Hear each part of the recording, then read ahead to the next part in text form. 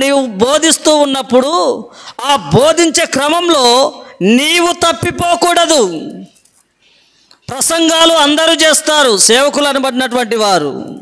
ఆ చేసే ప్రసంగం వాక్యానుసారంగా చెబుతూ ఉన్నప్పుడు ఆ వాక్యాన్ని ఆ సేవకుడు తప్పిపోకూడదు, తూచా తప్పకుండా పాటించేవాడై ఉండాలి.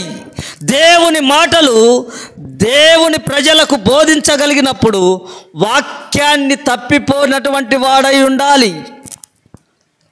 అంత మాత్రమే కాకుండా అక్కడ అంటాడు,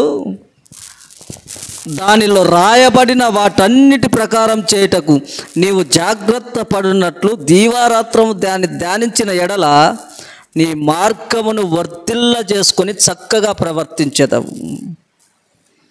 నీవు ఏం చేయాలి అంటే దీవారాత్రం వాక్యాన్ని ధ్యానించే వ్యక్తిగా ఉండాలి. అందుకే ఒక భక్తుడు అంటాడు, ఆయన పాట పాడుతూ ఏమంటాడంటే, ప్రకటింతును నీ సువార్తను సకల జనులకు సహనముతో సత్యవాక్యము ధ్యానించుచు సమయమునందు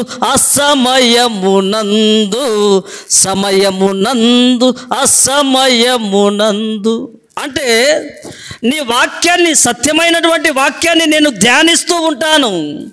అది ఎప్పుడు ధ్యానిస్తూ ఉంటానంటే సమయం కావచ్చు, అసమయం కావచ్చు.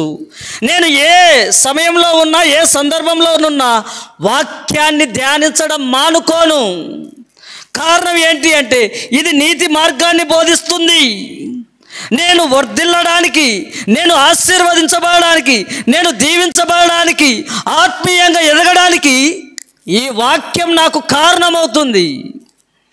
ఇంత గొప్ప వాక్యాన్ని నేను సమయమందైనా అసమయమందైనా ధ్యానిస్తూ ఉంటాను. అంత మాత్రమే కాదు, నేను ప్రకటన చేస్తూ ఉంటాను.